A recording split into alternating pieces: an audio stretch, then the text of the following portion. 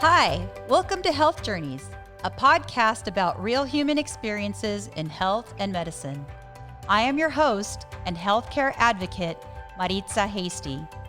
Health Journeys is all about discussing the diagnosis and treatments of diseases and exploring personal stories in pursuit of overall health and well-being from different points of view. Support for this podcast comes from Hasty Storytelling. Hasty Storytelling is a creative agency that specializes in production, brand strategy, and live streaming solutions. For more information, visit us at hastystorytelling.com. Hi, everyone. Welcome to Health Journeys. Today, we're going to cover a challenging topic, one that has actually affected me personally, and that is the care of our seniors. We are going to speak with Daniel Wong, CEO of ACASA Senior Care. And the topic is going to be how to deal with aging parents or aging family members when they can no longer take care of themselves. Hi, Daniel. How are you today? Thank you for being on our show. I'm doing well, Maritza. Thank you for including me in on your show today. Absolutely. Daniel, can you tell us a little bit about yourself and tell us a little bit about your background and how you got involved in the business of senior care? Sure. I used to work for a pharmaceutical company called Abbott Laboratories. Worked my way up and from sales rep to executive management. Was with them for over 20 years, and I felt like I needed to get away from the corporate world. And I wanted to start a business that I can use my background, my knowledge, and my personal experience and to start a company.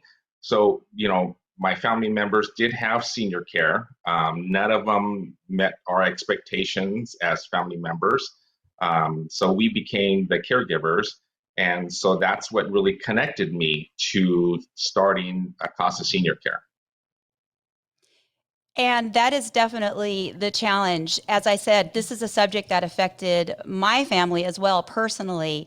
When my mom was diagnosed with liver disease and she was still caring for my grandmother. And so this subject touches me, and I know it touches a lot of people personally. So can you tell me a little bit about the psychology behind dealing with families that are struggling with aging parents? What's happening? What's the dynamic? Absolutely. They're struggling in a sense where they need personal care for their family members, a loved one. They want to do it, but they're not able to, in a sense where they have a full-time job, they're caring for younger kids, or they're actually far away, not around the corner. So companies like ACASA Senior Care can come in and help individuals care for their parents. It seems like there's also a two-sided psychological issue going on. We have first the actual patients themselves or the parents that, in a sense, have to give up a little bit of their freedom and don't want to give that up and have to come to a realization that they need help. And then you've got the other side, whether it's the child or a niece or a nephew or whatever the situation is, having to convince the parent that they need care. Can you tell us a little bit about what that feels like and how you can support the family members when making those decisions? Absolutely. The client or the patient knows that they need help. They are struggling in losing their independence. So what we do is we actually work with the children, the client, and we basically come in there to foster their independence. So if they're bathing, for example, we assist them in bathing. If they're taking medication reminders, we assist them in assisting them in reminding them to take their medications. So basically, what you're allowing the patient or the senior customer to do, or client in this case, is stay home but still get the care that they need. Is this a 24-hour service, or is this customized to whatever the client needs? Yeah, our services are anywhere from 4 hours a day, and we can go up 24 hours in one day. Basically, we help them age in place. So it might be preparing meals. It might be reminding them to take their medication, assisting them in driving to doctor's appointments or to the grocery store, or just even assisting them in using the restroom. Is there a certain point in time where a client can become too much, or are you prepared to handle the full scale up to a patient or a client that needs a lot more intensive help? Are you equipped to be able to do the full spectrum of care? Absolutely. Companies like ACASA Senior Care can do simple care as companion care. They can do, like the light housekeeping, assisting them and basically not touching the client. There's another level of care where they're assisting them physically, assisting them in walking, bathing. And then the last, what we call level 3 care, is helping them, like bedbound would be one example, or if they have dementia or Alzheimer care. So we can help them as simple as just simple care all the way up to staying at home. Wonderful. So this also brings now the discussion of finances and financially being able to afford something like this. We are in a situation where healthcare in general is such a difficult financial burden on many people, many patients. So can you tell us a little bit about, are there programs? Is Medicaid involved? Medicare? Is there financial support to be able to have these types of services? Yeah, there's a couple different programs out there. One would be long-term care. If a client has purchased a long-term care policy 10 years, 20 years ago, we can help them activate that and bill them. We also have a program for veterans. Any veteran, any individual that served in the armed forces, that's been honorably discharged, we can assist in getting what we call aid in attendance. Eventually, throughout the whole United States, Medicare or Medicaid will eventually come in and support them and pay a portion of their bill. Unfortunately, in California, that option is not available at this moment. Okay, okay. So, Daniel, if we can maybe switch gears a little bit with the recent situation that we're having with COVID-19, how is it that your care is still continuing, and what steps have you taken with your healthcare providers to maintain safety, not only for the client, but for themselves? What measures are in place for your care at this point with respect to the current situation?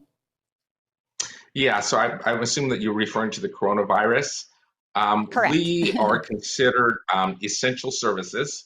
So we are the front lines before the hospital. So if a client, a senior that's with our services, they use our services to remain and age in place. So they'll use our services before they go, into a long-term care facility. Um, you know, we work anywhere from 4 hours a day to 24-hour care. Um, as far as services, there's no major interruptions, because we are essential services. We do take universal health precautions in with our staff. So prior to a shift, they are, asked a series of questions. The similar ones to the CDC that they're asking. You have a temperature? You've been exposed to anybody that has COVID-19? Do you have a cough or shortness of breath? We make sure that they are symptom free before any shift. As far as PPE, we do provide that for our staff, your mask and your gloves and stuff like that.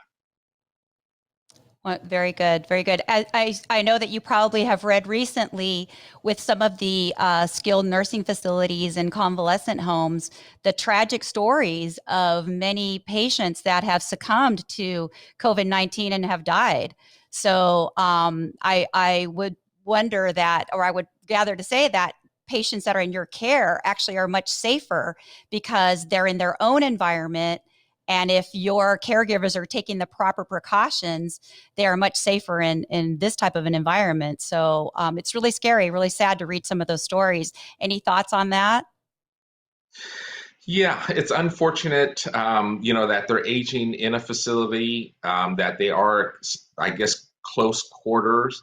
The individuals that we care for are aging in place. So they're aging at home with a spouse. So you're talking a couple probably, and maybe a child.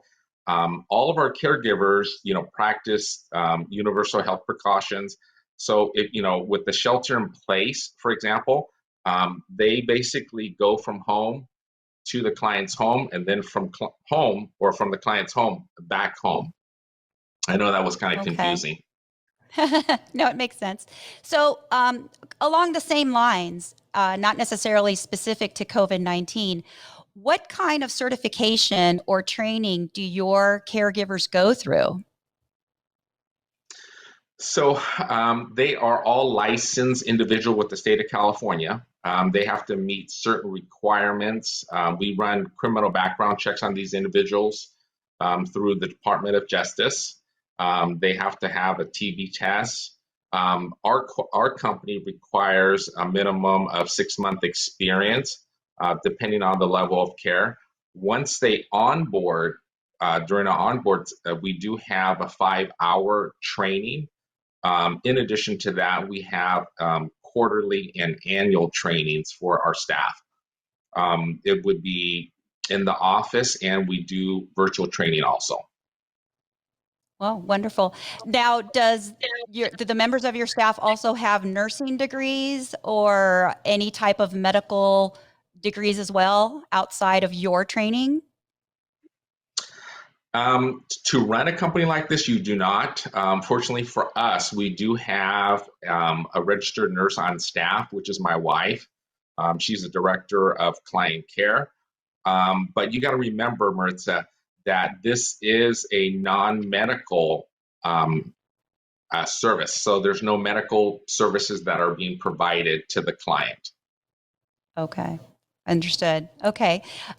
Can you tell me a little bit about maybe a challenging situation or a challenging case that you've had to deal with respect to a family seeking your care and maybe some challenges that they've faced? Yeah, absolutely. We have tons of clients out in the community. We've helped hundreds of clients. A personal experience would be actually myself with my grandmother. She is 97 years old.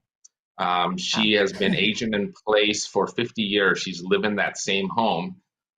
Recently, she's fallen and she's fractured 5 ribs, and she's also had a compression fracture in her spine. Oh, She wow. needs a walker, so she's actually a fall risk. Um, just like your typical client, they are resisting because they feel that there's a loss of independence. Mhm. But our caregivers are there to assist them so they can age in place. They foster the help. So they're not going in there and telling the client what to do. They're going in there and asking the client, "Hey, can I help you prepare a meal? Are you ready to bathe? Are we steps like that?" Um, but at the end of the day, we are helping them to age. I mean, that's a typical struggle that with my grandmother has. She's learned to accept it because she doesn't want to go to a long-term care facility. Yeah, it sounds like you have to become a little bit of a psychologist as well as a customer relations person at the same time. So what Yeah, in advice the would you give? beginning, Yeah, yeah. go ahead, I'm sorry.